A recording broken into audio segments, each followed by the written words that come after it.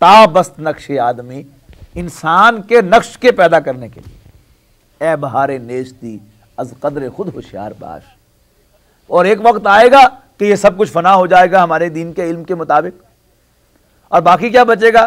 सिर्फ इंसान। तो बहारे नेस्ती, सब कुछ फना हो जाने वाले की जो बहार है वाहिद, वो क्या है? वो इंसान है। ए बहारे नेस्ती अज कदर खुद होशियार बाश, अपनी कदर तो पहचान।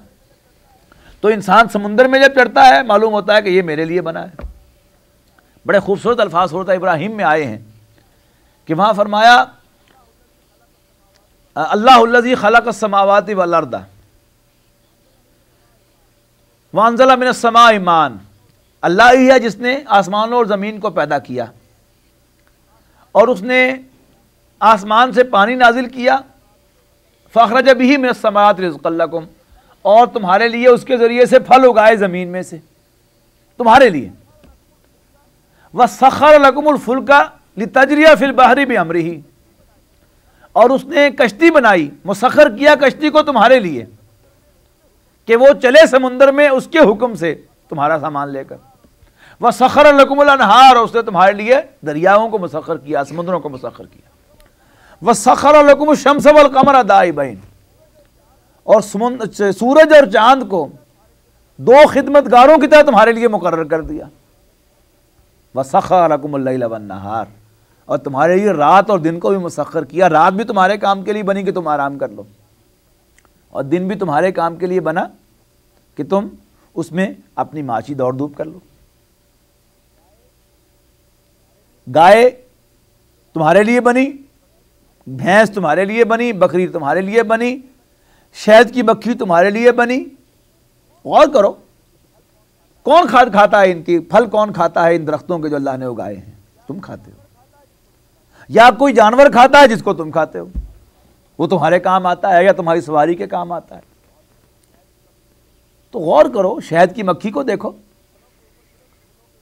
ये फलों के ऊपर, सिर्फ फूलों के ऊपर बैठती है और फिर तुम्हारे लिए बेहतरीन लजीज शहद बनाती है। तुम भी किसी फूल पर बैठ के ऐसा शहद बना के दिखाओ।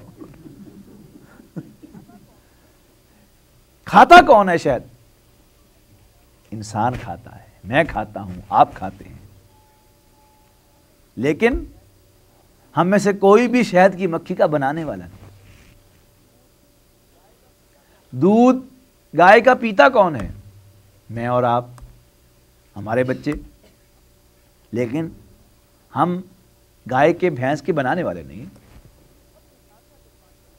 तो ये सब निशानियां जो कुरान मजीद में तफसील के साथ फैली हुई हैं, इनको अगर आप देखेंगे तो उनका हासिल क्या है कि इस कायनात का, ऐसा मालूम होता है कि इस कायनात का मरकज़ी वजूद इंसान है,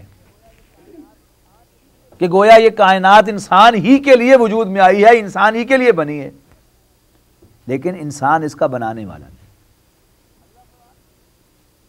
अगला सवाल, क्यों बनी है? ये तो समझ में आ गया कि इंसान के लिए बनी है।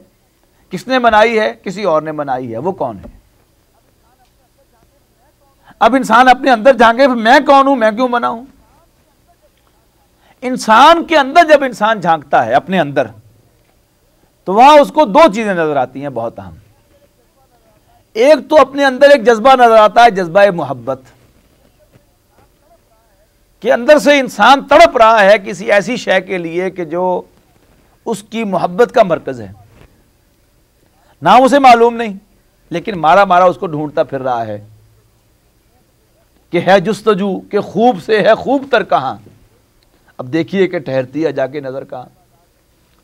कोई शय बाजार में खरीदने नहीं जाता, लेकिन उसमें आइडियल को जरूर तलाश करता है कि आइडियल चीज लेनी है मैंने।